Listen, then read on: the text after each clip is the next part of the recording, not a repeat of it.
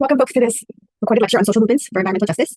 So as we wrap up our studies this quarter of environmental justice, I certainly wanted to end by looking at strategies and tactics and just different approaches that communities have used and currently use to create more environmental justice. So we've been studying, especially in the fall quarter, a lot of problems, and in this winter, it's been looking more at solutions. And so in this presentation, I'll just be presenting some different frameworks and concepts to help us understand social movements and some of the theories within social movement studies.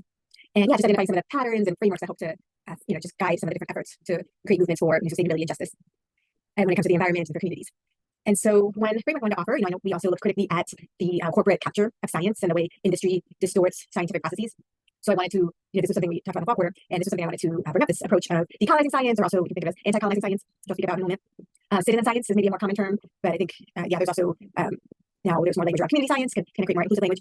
And basically, these approaches to science is considered an antidote to the more corporate industry-controlled science by centering the contribution, the voices of communities and the public in scientific efforts. It also really challenges the hierarchical processes of scientific inquiry by empowering communities to develop the research questions and have ownership over the research process. So especially thinking this can be helpful for frontline environmental justice communities, for when industry say, the mining operations or the fracking operations, whatever the degrading like toxic industry activity is, when they say, it's safe, the chemicals we're putting into the earth and end up in the waters and the air, things like that, they're not risky, there's nothing dangerous about them, they're totally legal. For example, communities can, through these kinds of processes of community science, citizen science, communities can come up with their own research questions and, to really say, okay, what are the impacts of all these various chemicals that we're being exposed to? For example, what are the long-term impacts? What are the synergistic impacts of how, these particular chemicals interact with like some of the other, toxins we're exposed to, things like that. So that's one piece of this approach. And there's a link in the notes if you wanted to see a website, citizenscience.org, that has examples of these kinds of community-led research projects. And also, the part of the decolonizing science too is really centering indigenous knowledge as central in a way that challenges the extractive colonial model of science. Or oftentimes, it's a big institution, could be a research university, a faculty member that has that's looking to advance their career, for example, and so they want to study, get knowledge from a community, for example, do a study on them, extract data that helps to advance their careers or helps to get funding for the institution, getting big grants and things like that, but then the community doesn't really benefit. So this is also really about ensuring the benefits of the research go to the community too.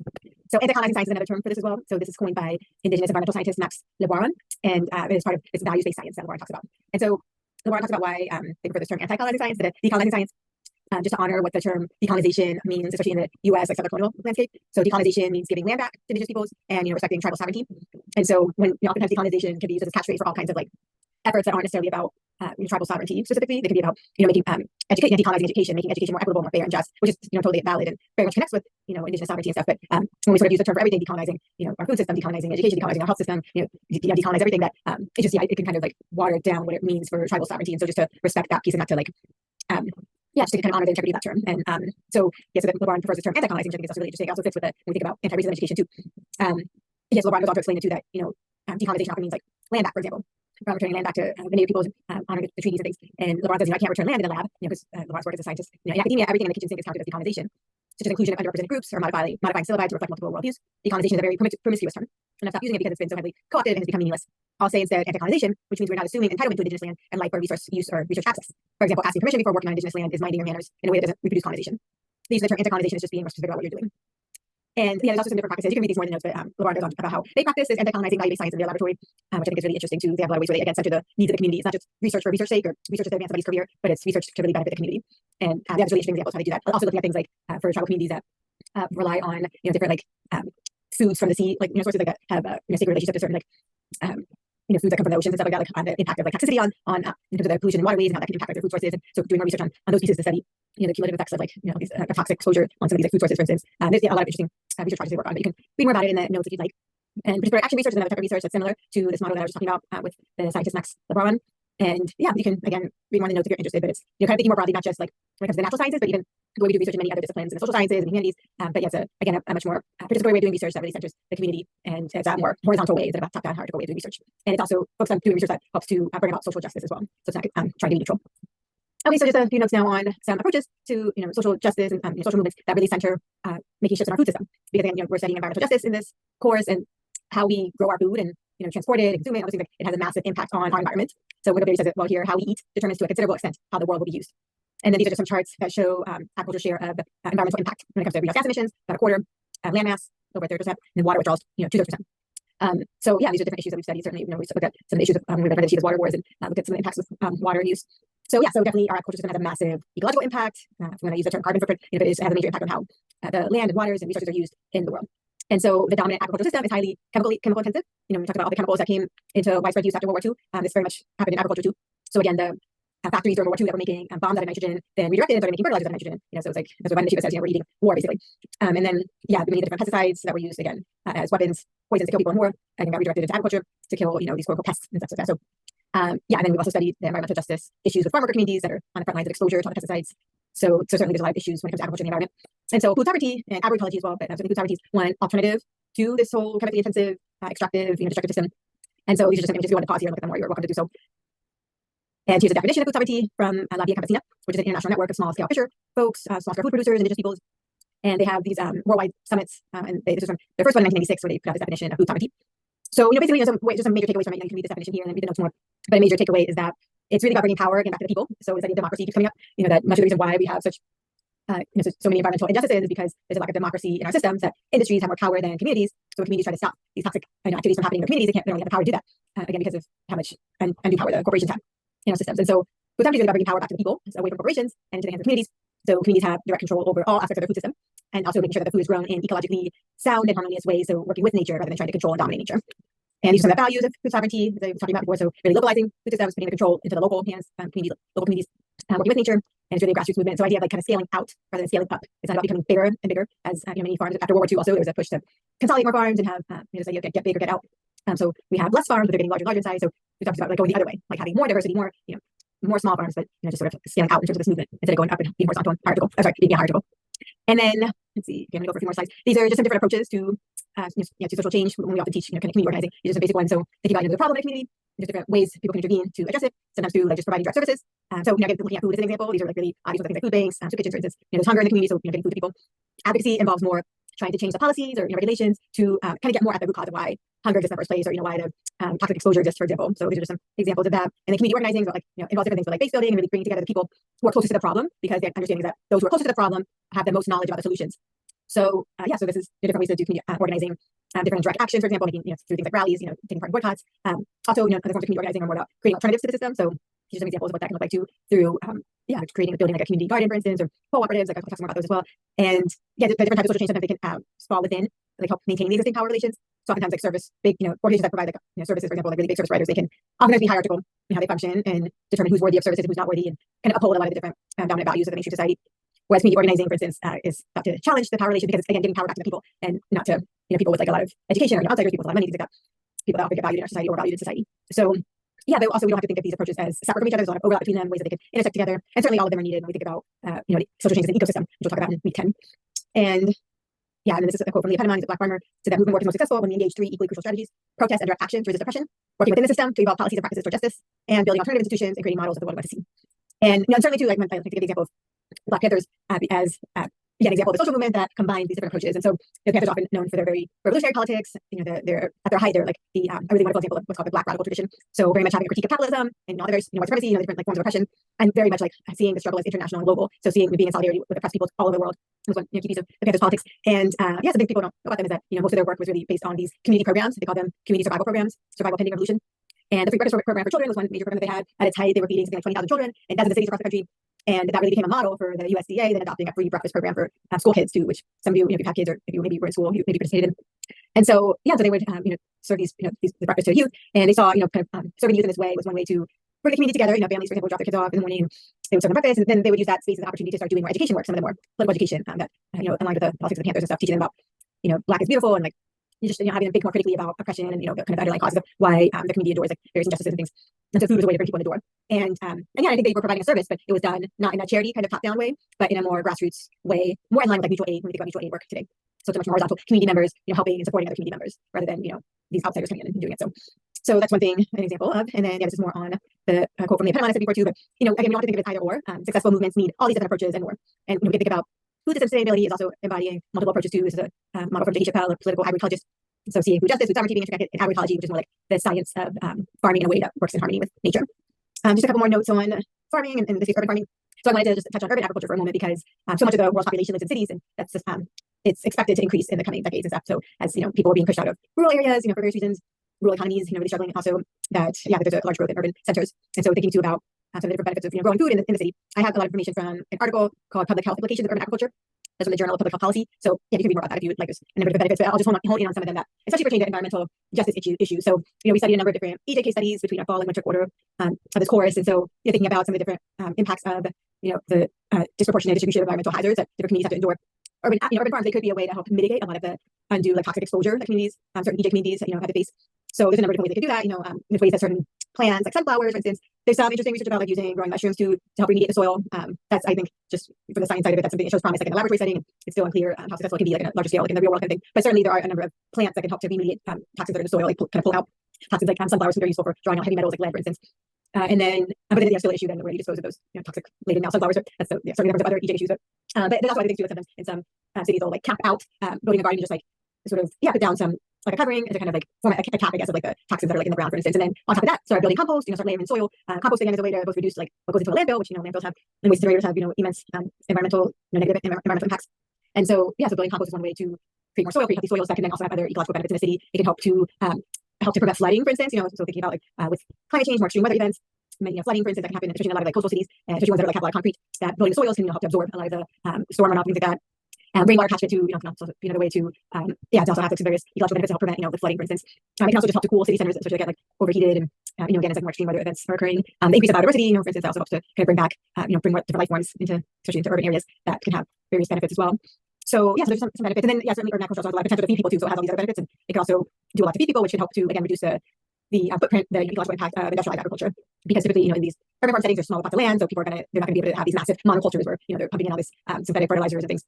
These are smaller farms where they're going to have more of a diversity of vegetables, for example, being grown, inherently being more ecologically sustainable in that way. And so, there's evidence, especially when we look at cities in the global south, that they can feed you can grow a very significant chunk of cities food needs through these farms. So it's not insignificant either in terms of the food production part. Okay, so just switching gears a little bit now, just for a few more slides, and then I'll take a pause. But thinking about how communities develop campaigns to work towards justice. This is just one concept called power mapping. I'm going to identify. Just talk about community organizing being one approach to social change. And so power mapping can be helpful to think about, so there's a particular issue that community wants to deal with. Maybe they want to figure out how to close down this waste incinerator that's in their community that's polluting the air, for example, the water. That starting with a power map is helpful. So figuring out who the different stakeholders are, who owns that waste incinerator, what's the office, the agency that granted the permit to it, just all the different stakeholders have a particular issue, and then that helps to determine who has the most influence over that issue that you want to change, the community wants to change, and then they can figure out how to leverage various relationships in a way to to affect change. And so so this is an important part of developing a campaign because it helps the community figure out who they should target and what kind of pressure points to apply to bring about change. And so thinking too about change in a more systems level way of thinking. I've talked about the importance of developing systems thinking in our studies. So I actually have some pretty extensive notes in the slides if you really wanted to read more about this, but I'll just lay out sort of the main idea here. So when we look at social movements from a sociological lens. You probably heard me talk about, if you recall, that in sociology we understand how individual problems and struggles are actually social problems. So we want to understand things like poverty. It's not because of somebody's personal failings, but because of something that's happening at the level of the structures in society that's causing it. And so likewise, when we're looking at social movements, oftentimes we might think about the actions of individual activists. I think, okay, that's why that social movement was successful, was because they had really great activists and leaders that did all these great things. That's one important piece of it, and just looking again at the systems that were impacting those movements, like how those created certain opportunities that the activists were able to leverage to their benefit. So so one example of this is the civil rights movement, that was taking place during the Cold War, which is basically kind of like a lower aggression kind of war, like an arms race. We think of it between the U.S. and Russia, sort of like capitalism versus communism. And so many different movements, social movements, were able to leverage the U.S. and Russia against each other. And the civil rights movement was able to do that too.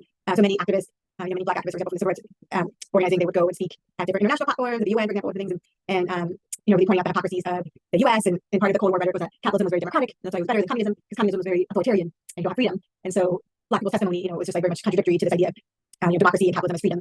And so so the USSR would use that, leverage that too against the U.S. and say, oh look, they say we're so authoritarian. Look at how this major segment of the population is treated as these second class or worse than second class citizens. And so that some people argue that this is part of what influenced the federal government to pass civil rights legislation too, some of this looking back at the international level of Cold War. But this sort of again pitting these big powerful countries, like these we call them political and economic elites, against each other in a way to create opportunity is one piece too. So the idea is to look at what's happening at the systems level, what's happening at the macro level in terms of the political economy, for instance, that could create opportunities for social movements at the grassroots level. And then framing is another concept that we use in social movement studies to understand how successful some movements are. So the way they frame certain issues, the kind of language they use, that can help galvanize more support for a certain cause. For instance, thinking about the Occupy movement, like the 1%, that was one way of framing it. I think had a big impact. We are the 99%, or the 1%ers that control the sort of economy. That was a really sort of simple way of illustrating like the economic inequality and sort of bringing that to the forefront. That I think after Occupy, there was more talk in sort of mainstream outlets and things of things like economic inequality and the concentration of wealth in the upper 1% of the population and stuff. So that's an example of framing. Policy windows is another concept that helps to kind of build off of what I was just talking about here. Is also from the work of J.D. Chappelle, political anthropologist. But thinking again about how to create policy change, the advocacy, that one piece of social change, that there's different streams. J.D. Chappelle says that, and when they converge together, they can create opportunities to enact changes. So these streams are a problem stream, the growing understanding realization. of a condition that society would like to see change. So there's this like realization that there's a problem. The problem stream is there. Policy stream is the knowledge and perspectives of specialists and experts in a given area of public concern. So having certain allies that have certain knowledge that can help to move forward policy changes. And then the political stream represents the currents of public office. The public opinion, the electorate, changes of admin, the political turnovers. So things that are sort of happening at the more political level, both at the top and then at the grassroots. That once things align in a certain way, that they can like create an opportunity, a convergence can happen when these streams align in a particular way that can create a window for change or policy window we talked about. Okay, so I'm going to take a pause right here, and yeah, again, please let me know if you have any questions on anything I talked about.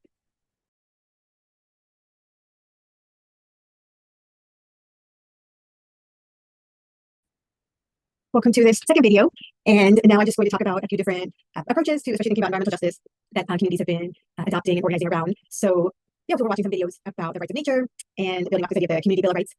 So one pattern you may have noticed in our environmental justice studies has been when a community tries to organize together to stop some kind of toxic activity from occurring in its community, it's really difficult for that community, right? That they don't really have the power to protect their environment because of how much undue power that industries have, the corporations have over influencing our regulatory systems and our political processes. And so this organization called the Community Environmental Legal Defense and Education Fund, you can see this image comes from one of their publications. You see the link at the bottom of the slide. That there's a group of attorneys and advocates, and they found whenever they tried to support an EJ community to protect their environment using the regular regulatory processes going to the EPA, they found that the community would always lose. And so they found that it's because something lacking, a problem with our democratic system, the democratic processes. And so they developed this alternative model, basically, that this based on this community bill of rights that basically involves a few different steps where they'll work with local municipalities, for example, in banning a particular toxic activity. So, for example, a local city council, for example, they might take on the issue of if there's a lot of CAFOs, industrialized, animal farms, confined animal feed operations. If there's a lot of those in their area, they might put a ban on it and say, okay, we're going to ban CAFOs, maybe because of all the pollution and things that they create for the waters or the air, things like that. And then after that, they'll also take away the corporate personhood rights. So they're saying corporations don't have the same rights as people. So they'll sort of establish that also at their local level, and then they'll also codify the rights of nature, for example, as another part of these community bill of rights process. And these are things we're reading about more in the white paper from CalDEF. So, and so this is just part of one way again of reclaiming democracy in a way that can allow the community to really have the power to protect their communities. And some other pieces do that. It's also about shifting the laws so that way communities have the power to actually protect the environment, which is right now, from CalDEF's analysis, I think we can also let's support from our studies that our environmental laws, they just help to regulate pollution. They're not really there to really protect the environment. And yeah, so there's also more explanation too, if you like, in the notes where I get into CalDEF's approach, but I'll just sort of leave it there so I'm not talking for too long. But some of the pieces that in CalDEF they talk about in their white paper that we're reading is just the reason why a community can't protect their environment has to do really looking at the core of the United States, like just the Constitution, just like a document that's very significant in the founding of the United States. That the U.S. Constitution protects commerce over people and the environment, and they really get into some of the legal pieces too. That even some of the civil rights laws and the environmental laws, for example, that many of the EJ organizing typically builds upon, is really kind of based on this centrality of the rights of commerce. And so they explain it more from the legal level. Basically, that was some of the argument for in the courts about why civil rights legislation should be passed. That was sort of the legal case they were making, the civil rights attorneys, for example, that segregation was bad for business because it didn't allow commerce to cross state lines in in an unregulated kind of way. So this would be another piece too. So the thinking that kind of is putting out there is if the Constitution is really about protecting commerce, can we really ever protect the environment if that's the framework that we're building off of? So yeah, so there's better explanation for it when we read the article, and you can kind of read more in my notes if you'd like. But a lot of this where it's getting at too is that the environment really has no rights in our legal system, and so that's why the rights of nature is compelling. And this just talks about some of the different legal doctrines that limit environmental laws even more. So the whole Commerce Clause that I was talking about before, and there's some additional explanation too if you want to really get into some of the legal nitty-gritty stuff. So I'll just pass over it, but you're welcome to read those parts more if you'd like. And so this new paradigm of the rights of nature. So again, if we take away this centrality of the rights of commerce, and instead of having a system where the rights of commerce supersedes all other rights, so again, what would that alternative look like? So really centering the rights of nature, so again, thinking about nature has a right to exist, in a healthy and balanced way, for this generation and for future generations. So we're thinking about the trees, the soils, the waters, the fungi, everything in the ecosystem, all the various forms of animal life. And so any activities that harm the rights of nature to exist, would be in violation of these laws, these rights of nature laws. So so instead of treating nature as property, rights of nature acknowledges that nature and all life forms have the right to exist, persist, and maintain, and regenerate in vital cycles. And that people as stewards and caretakers of the nature's resources, the lands and waters, for instance, have the legal authority and responsibility to enforce these rights on behalf of the ecosystems. So they have responsibility to thinking back to the fall quarter and the paradigm of holism, how in indigenous cultures this idea of responsibilities was very central, or is very central over this notion of rights. That's very much a Western concept. So having responsibility to the ecosystem is central. And then CalDEF also talks about their model of social change. I think this visualization just helps to see that change has different scales. That's also something that our guest, Shangri Joshi, talked about, the multi-scalar approach to environmental justice. So you can start at the individual level, and sometimes making individual changes can be really empowering. So when people start, composting, for instance, or kind of individual changes, that can be, a source of empowerment. However, we can't just only, focus only on the individual level because these problems are systemic and structural. So we have to, leverage our power together to create change at the community level, municipal level, state, national level, and then international too. Certainly, CalDEF's work is more US based, but certainly we've been learning about how these problems are global, and so the solutions have to be global too. And so, the community bill of rights is something we're talking about, and it's a legislative template for communities who want to protect their own rights and that want to protect the environment. And there's different examples too of some cities and municipalities that have been adopting this community bill of rights framework. Pittsburgh was one, I think, the first major city that banned fracking and also did away with the corporate personhood rights and help to establish the rights of nature as well. Certain countries, especially in Latin America, have adopted the rights of nature, as we also learned about from the film. And yeah, and I think some of the other pieces too, one thing to also uplift is, rights to a locally based economy. That again, that's one thing that industry often does, is pit jobs against the environment. So an important piece of this alternative when we're thinking about the community bill of rights is to create alternative, economic activities and jobs for people. So that way that talking point, that corporate talking point is, because we can, especially since the jobs that the industries usually bring are not very, desirable jobs for a number of reasons, because they often involve exposing people to all kinds of toxins and yeah, a lot of risk involved in them. So much of this too involves creating alternatives. You can think about the green economy, not in a greenwashing sense, but in a way that actually has integrity.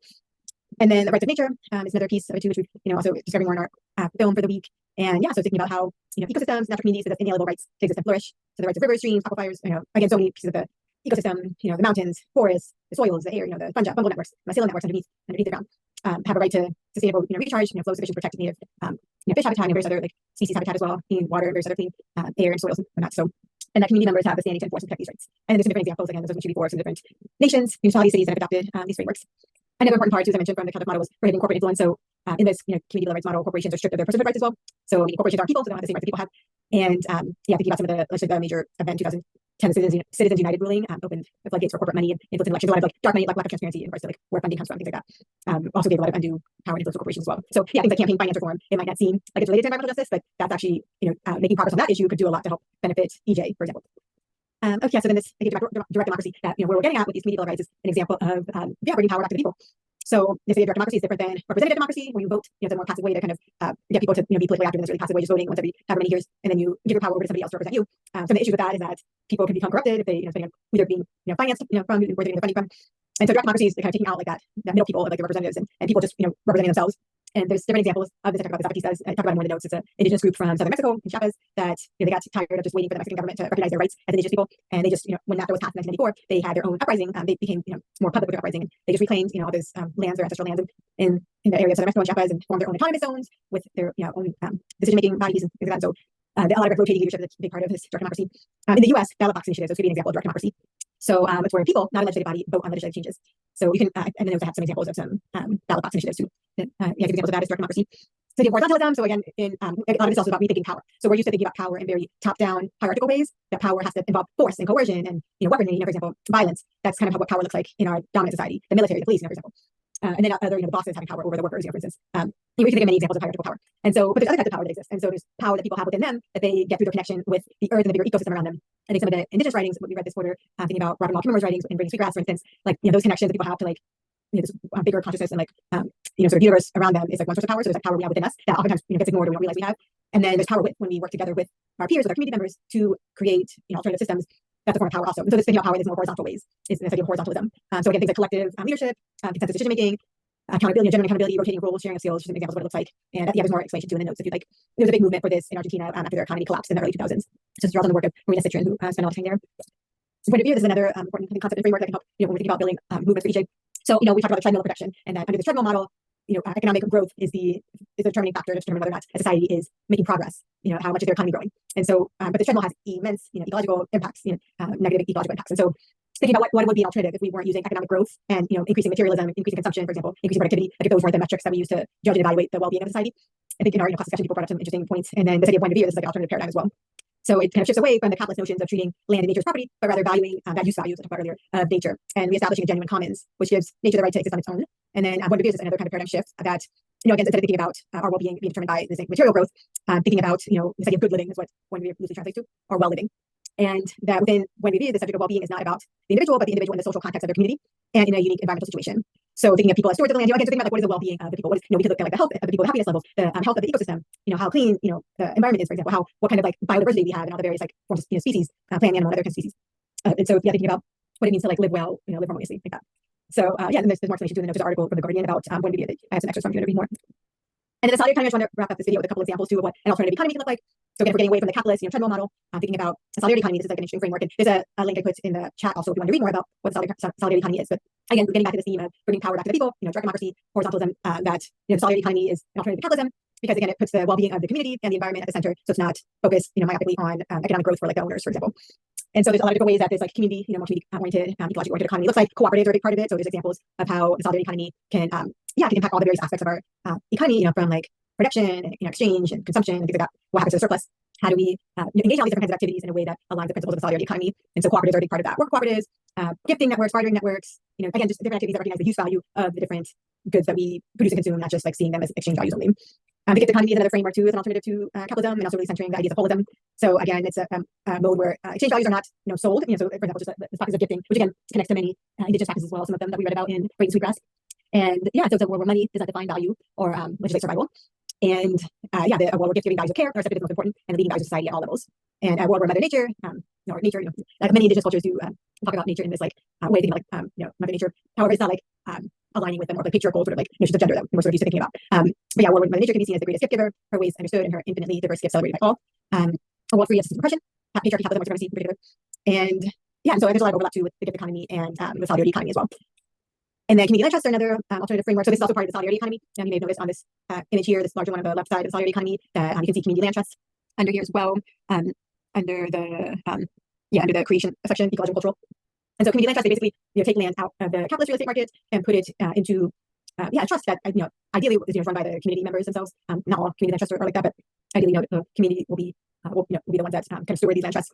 And so when land is taken out of the capitalist real estate market and put into a trust, it can never be sold again for development or for any other purpose. And so that land will continue to serve a social and ecological purpose, whether it's like there's different types of land trusts, some focus on affordable housing. So then houses or like housing units that are in a land trust, they can't be sold at like market rates, for example. So that's like passing on affordable housing to future generations.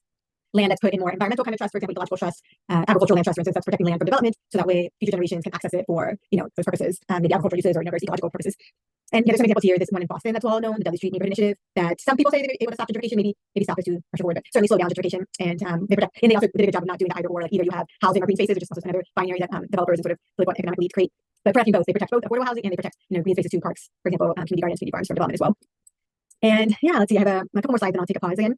And these are some examples of some, environmental justice, social movement groups. So again, thinking about, environmental justice in an intersectional way, which I'll talk about more in the last video for this week, that, really, environmental justice cuts across all different issues. So it involves labor, it involves health, it involves food, it's just, so many different issues. And so, thinking about we can't really have environmental justice unless it's connecting across multiple issues too. So thinking about building a social movement that, connects the dots with groups that are working across all these various issues. And, food justice, environmental justice also has the power to bridge rural-urban divides as well. And these are some examples of some EJ groups, front and centered. That's another work on the HEAL Act we've been learning about. The Indigenous Environmental Network is also another one. Some other ones that we've heard of through our guest speakers as well. The Duwamish River Cleanup Coalition is another one. Some of the farm worker groups, CDC and Familias Unidas de la Justicia, they organize farm workers who are also on the front line of various tax exposures. And so, we can see there's a lot of diversity of groups they're working across different issues, but certainly environmental justice is one that can connect so many of these issues. And then I talked about worker cooperatives, also connects back to the solidarity economy. If you'd like to learn more about worker cooperatives, there's some notes here, then you can read the notes more. But again, thinking about an example of how to bring power back to the people.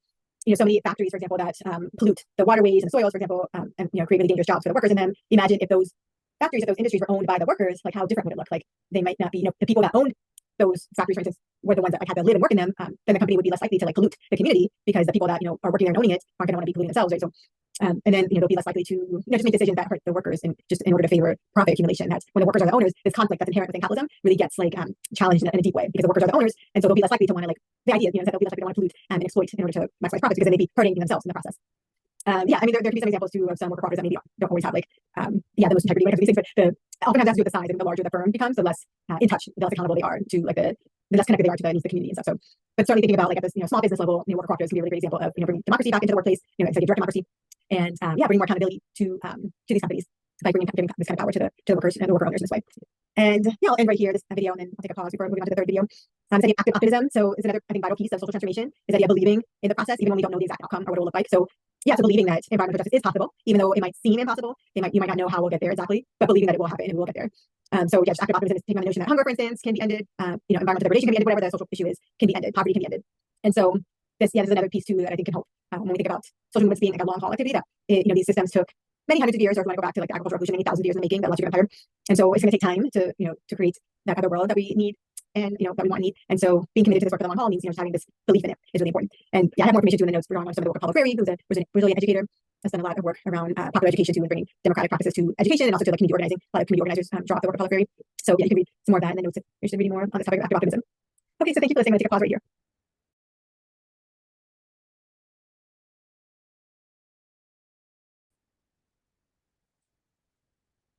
Okay, so welcome to this last video, and this one won't be quite as long. I don't have as many slides in this piece. So so here I just wanted to make connection to this concept of intersectional environmental justice, since the intersectional environmentalists, that's one of the readings that we did this quarter, and this quote from Audre Lorde I think is really appropriate here. So Audre Lorde says there's no such thing as a single issue struggle because we do not live single issue lives. And so so thinking again about how we can have environmental justice, and it's tied to all these various other issues as well. Robert Bullard, you may remember him from the fall quarter, listen to his talk. One question he would ask his students whenever he would start a new EJ semester in a course, for example, the first day he would ask people, raise your hand if you're an environmentalist, and hardly anybody would raise their hand. This is like kind of the world outside of Evergreen. I think here it's at Evergreen it's more common, students would raise their hands, but at other colleges and universities it's not as common. So nobody would really raise their hand, and then he would ask, okay, now raise your hand if you want to drink clean water, if you want to breathe fresh air, if you want to eat pure food. Everybody raises their hand, and so because of that, he's like, okay, so all of you are environmentalists. Here I'm just going to break it to you right now. And yeah, because nobody wakes up, and something else Robert Bullard would say too, like, nobody wakes up and says, oh, today's Friday. Oh, I don't have to breathe air today, so I don't need clean air. Nobody thinks like that, right? So obviously we all need these things all the time. We need clean air, clean water, clean food all the time, every day. And so all of us, we all interact with the environmental system, the environment in some way in our daily lives. And so, each really has the power to bring people together across diverse populations, across different issues that might impact them. Connecting to Zoltan Grossman's visit and his writings, the book that he wrote, Unlikely Alliances, about rural white landowners. Oftentimes they're very more conservative in some of these Western states, in Montana and South Dakota, for example. And how they would find alliances with the First Nations peoples, with the indigenous peoples in those areas to protect, they found common cause and wanting to protect their lands from these massive pipelines and the ecological degradation that comes as a result. So, so again, that's an example of EJ having the power to bridge people across different issues, across different, positionalities, and sort of thinking about these various issues in that way. And yeah, just more on this idea of intersectionality. These are just some important figures, particularly Black women scholars who have contributed to our understanding of intersectionality. So Patricia Hill Collins is one. So actually, I have this quote here: "To me, feminism is not simply a struggle to end male chauvinism or a movement to ensure that women will have equal rights with men. It's a commitment to eradicating the ideology of domination that permeates Western culture on various levels: sex, race, class, and many other levels too." And so this ideology of domination is a key part of the logic of empire as well. And so yeah, just really transforming that, eradicating that, transforming that at its core. And so that's why this work is so intersectional, because it's not about just sort of achieving eradicating domination in one area, but then not in others, right? That wouldn't really work. So that's why so intersectionality is so important. And with intersectionality, solidarity is very important too, because solidarity is about bringing together people that are impacted by all these various issues coming together. So to work towards these shared goals of eradicating this ideology of domination, for instance. And intersectionality, another important person when we think about intersectionality is Kimberly Crenshaw, who's a legal scholar and was one of the first scholars that's credited with coining this term intersectionality. So this is a quote from her too: "When feminism does not explicitly oppose racism, and when anti-racism does not incorporate opposition to patriarchy, race and gender politics often end up being antagonistic to each other, and both interests lose." So when we're not being intersectional, then we can be sort of like reductionist in our approaches, and then ultimately there's a bit of it anyone will end up losing. So intersectionality again is about connecting the dots in a way that makes all of our movements stronger. And then I just want to end with a few notes, again, thinking about this idea of active optimism and just certain, just some like I think just some points that can help to inspire social movements for the long haul. So there's just a quote from Antonio Gramsci, I mentioned earlier before too, Italian Marxist, that said, "The old world is dying, and the new world struggles to be born. Now is the time of monsters." This seems like applicable, I think, to like our current era, because there's so much, just so much destruction and violence and death happening. I mean, just at unspeakable, unthinkable levels. That's almost like, yeah, this is the time of monsters. But to put it into perspective, like, yeah, there's a lot of monsters right now, but it's because this old world is dying, that logic of empire is dying, and the new one, this, holism, this paradigm of interbeing, interconnectedness is struggling to be born. And so this is, just part of this era. There's another quote from Octavia Butler, The Parable of the Sower. Just in order to rise from its own ashes, a phoenix must first burn. So again, there's just a lot of so much death happening right now that I think it's important to keep our eyes on like the light that will come back after that. And then Lenin has this other quote too: "There are decades where nothing happens, and there are weeks where decades happen," which also just seems like it's applicable to the time period we're in right now too. Yeah, and I think just again uplifting this indigenous knowledge and wisdom when thinking about the cycles of life and death, that it can feel really hopeless sometimes when we get like sort of we just notice all the like death and suffering and injustice and ecological degradation happening all around us, and just keep in mind too that this like life always comes back after death. We just have to like sow those seeds of life if we want life to like if we want to end this death cycle and bring life back. That just continue to sow those seeds. That again, these cycles. This is part of the cycles of life. As long as we keep putting the work forward of sowing those seeds of holism, that it will come back. And let me see. Okay, I think this slide might have just been a leftover from my earlier presentation, but okay, I think one thing that I wanted to go with this is that I mentioned the Black Panthers in the earlier video of an example of how they were able to combine different approaches to social change, like providing services in a way that was very revolutionary, for instance. And even though the Panthers aren't around today, they certainly aren't. There's maybe a few. There's like the former Black Panther chapter, I think, in LA. They sort of like evolved into a food justice organization that's still around today. But for the most part, they got pretty much shut down by the FBI. There's something like political authorities in the U.S. And yeah, so they're not around anymore. But one part of looking at social change and social movements as this like long haul work is that even though an organization might not be around anymore, it doesn't mean that it didn't still leave legacies that future generations, current generations, and future generations of activists will continue to build off of. So there's a lot of examples too of like the Panthers and their sort of legacies. They started off in Oakland. That's when they first started. Their very first the Black Panther Party chapter was in Oakland, California, and they started as Top Watch, basically like in the Black community. They a lot of the Black folks were getting unfairly targeted by the police and beat up, even killed by the police and stuff. And so they started out doing Cop Watch, and there's some organizations today that are still doing that. MXG, and like this right here, Malcolm X grassroots movement. They have a Cop Watch program, for example, in different cities. And I was familiar with them in New York, and I was in grad school in New York City, but I think they organize in other places too. And some of their food programs, the free breakfast program, the USDA ended up picking that up after the Panthers did. So that's a legacy, even though the US government may not acknowledge the Panthers for their contributions. But yeah, many other Black veteran farming projects, for example, are continuing their work as well. And again, these are some other examples too. So yeah, we can just think about like even if a group quote unquote fails, like they're no longer around anymore, that's oftentimes a metric of success is like, oh well, they're not around anymore, so they failed. Why is that? To rethink of what we think of as like success and not. But regardless of how we ever redefine success, it's still thinking about it in terms of legacies. Even if a group or movement is no longer around in that current form or iteration anymore, it still has made an impact in different ways. And yeah, continuing that work forward is an important part of social movements. Yeah, so just summarize some of the things I've talked about already, but some components of effective social movements are being having very much like grassroots leadership, building movements, not just individual charismatic strong leaders. Because the strong leaders, they can get corrupted, they can get targeted and taken down, and then that can weaken a movement. So thinking too about like the leaderful movements, solidarity with all oppressed peoples and allies. So again, intersectionality is about connecting the dots across all different issues, all different forms of oppression, and then bringing together people that are targeted by all these different systems of oppression, and seeing how like all of our interests and well-being are tied to each other. horizontal leadership, as I talked about already, work oneself out of a job. So, that's one thing too to think about. That oftentimes, we see this too in some really like large organizations sometimes too. But that's the idea is that like if we're working on a particular issue, we're working towards a day where like you no longer have to do that job anymore because now we have environmental justice, because we have we no longer have like hunger and poverty and ecological degradation like happening. So so idea of like not getting invested into like doing this work for attached to like having one's career attached to like this particular issue, but being open to that idea of like you want to work yourself out of a job. It can also be in the short term too, because a lot of this work it might take some generations to really address some of these issues. But the idea of also working oneself out of a job too is like passing on the skills and knowledge to people in the community too, for example. So remembering that those that are closest to the problem have the most knowledge about the solutions. So so thinking about how to always like pass on that knowledge to the way people like in the community can like take on this work too. So that's also this point too, like other people most directly impacted, nothing about us without us for us. That was a saying from the anti-apartheid movement out of South Africa, and after Hurricane Katrina in New Orleans, that was also something community members were saying a lot.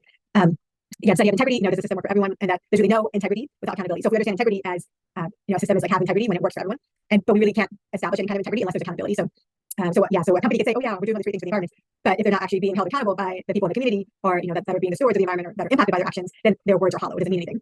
So accountability being an important part of this process too. And then practice, always having space for practice. So connecting theory, reflection, action as this continual, nonstop process. So it's important to be in action, certainly, and it's important to have space to step back from the action and have space to reflect and engage in like theory, theoretical discussions. You have like the book studies, things like that, to do that space for study and then get back into action. And so it's otherwise without reflection, we're just kind of spinning our wheels. We don't know if there's any impact. And then of course, only studying an issue without taking action is not very effective either. So we need all of them. So I think this quote from Dr. King also helps to sum up a lot of what I've been talking about here. In a real sense, all life is interrelated. All of us, all sentient beings, are caught in an inescapable network of mutuality, tied in a single garment of destiny. Whatever affects one directly affects all indirectly. I can never be what I ought to be until you are what you ought to be, and you can never be what you ought to be unless I am what I ought to be. This is the interrelated structure of reality. So this also connects to this idea of holism, the paradigm of holism as well. And I think having Dr. King's words here just helps to connect it really well to our social movement work as well. So organizing for social movements can be hard. It's not necessarily easy, because if it was easy, then all these systems of oppression would be done already. Our work would be done. But so it's challenging work, but it does have rewards. So I just wanted to point out what some of the rewards are. The rewards won't come necessarily like material things, but like rewards that come from benefits that are much more deeper than that. So one reward is that being a part of movements for liberation or for justice, they help to reconnect us to our humanity. It really helps to counter the dehumanization and alienation that comes about as a result of capitalism and white supremacy. That certain groups of people, for example, don't have humanity. They're undervalued. They're devalued. And so when we work in these movements for our collective liberation, we're able to reconnect our own humanity by humanizing others too, especially those that have been dehumanized by the system. It's something that Grace Lee Boggs said, that by being part of a beloved community that's working for social justice, you become a more human being. And what Persona says here, being a part of one of the major rewards of activism is being part of a new community, offering a new sense of shared purpose and belonging.